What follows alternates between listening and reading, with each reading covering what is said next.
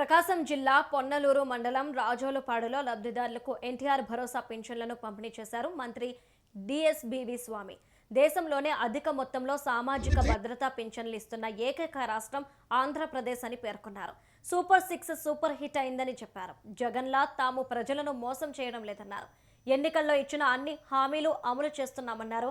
ఇక చెప్పిన మాట ప్రకారం మార్కాపురం జిల్లా ఏర్పాటు చేశామని, కందుకూరును తిరిగి ప్రకాశం జిల్లాలో కలిపామన్నారు డిఎస్బివి స్వామి. గ్యాస్ డబ్బులు ఏమైనా వచ్చినాయి? నీకు ఎన్ని వచ్చినాయి? 2 3 2 వచ్చినాయి. బస్ ఏమైనా ఎక్కుతున్నావు ఈ మధ్య? అదే లోపల గడ్డ కట్టింది రక్తం.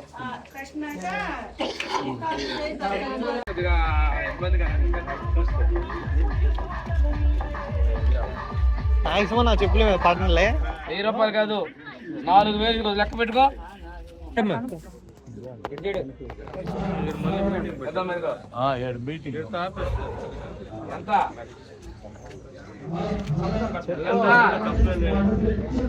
4000.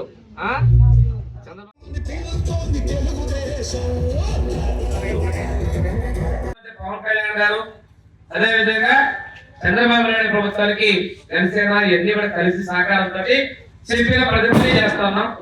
దీంతో పాటుగా ఈరోజు జిల్లాల విధంగా కూడా చేస్తున్నాం. అభివృద్ధిని సంక్షేమానికి తీసుకెళ్తున్నామా. ఈరోజు రైతు సంక్షేమం కోసం రేపు 2వ తారీఖు ఎల్లుండి నుంచి పట్టాదారు పాస్ పుస్తకాలు పంపిణీ చేస్తున్నాం.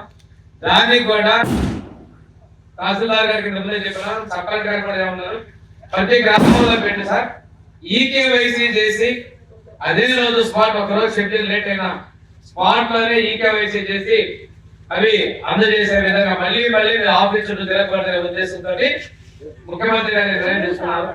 వివిధ వచ్చాయి. కొంతమంది ఏంటంటే ఇంతకుముందు తెలుగులో పెట్టేవాళ్ళు, కంప్యూటర్ లో పెట్టే పేర్లో తేడా వచ్చి కొంతమంది చనిపోయిన వాళ్ళ పేర్లు అవన్నీ కరెక్ట్ చేయడం కోసం 8 నెలలు ఆలస్యంగా మనం ఇస్తున్నాం. భవిష్యత్తులో అయితే మీ పట్టాదారు లేదా మీకే పోస్ట్ వచ్చే విధంగా కూడా చేయబోతున్నారు. రెండోది గ్యాస్ దీపావళి ఇస్తున్నాం. కొంతమంది రాలేదంటున్నారు. ఏదైనా రేషన్ డీలర్ ద్వారా తహసీల్దార్ గారు కూడా నేను చెప్తున్నాను, ఆ గ్యాస్ డిస్ట్రిబ్యూటర్ మాట్లాడి సచివాలయం ఈకేవైసీ చేయించినట్లయితే ప్రభుత్వం ఇచ్చినటువంటి ప్రతి ఒక్క లబ్ధి సమయం ఇక్కడ మనకు ఒక రాజకీయ పార్టీ, ఒక కులము, మతము సంబంధం లేదు. ఆరాధన కలిగిన ప్రతి ఒక్కరికి అన్ని చేయాలనేది ముఖ్యమంత్రి గారి ఆలోచన, ఆశయం. దానికి అందరూ కూడా సహకరించాలని కోరుకుంటూ ఈరోజు అన్ని విషయాల్లో మన వరదలు వచ్చాయి, కొన్ని చెరువులు భూములు పోయి అవన్నీ కూడా ఇప్పుడు మళ్ళీ రిపేర్లకు వెంటనే మంజూరు కూడా చేయడం జరిగింది. ఈ నెలలోనే ఆ పనులు కూడా మొదలు పెట్టాం. రైతు సంక్షేమం కోసం కానీ, ప్రజల సంక్షేమం కోసం కానీ మన ప్రభుత్వం చేస్తుంది. అదేవిధంగా ముత్తాలపాలెం దగ్గర రోడ్డు బాగలేదు, ఆ రోడ్డు రిపేర్ కూడా ఇప్పుడు మళ్ళీ 1 కోటి రూపాయలు మంజూరు చేయడం జరిగింది. తొందరలోనే ఆ రోడ్డు కూడా బాగు చేయడం వస్తుంది. ప్రతిదీ కూడా ప్రభుత్వం వచ్చిన తర్వాత మనం చేస్తున్న విషయాన్ని తెలియజేసుకుంటూ, ఇక్కడ భోగనంపాడులో హెల్త్ సెంటర్ వచ్చింది. ఆ హెల్త్ సబ్ సెంటర్ మీ అందరికి అనుకూలంగా ఉండాలి. సెంటర్ లో స్థలం చూస్తున్నాం. పవన్ కళ్యాణ్ గారు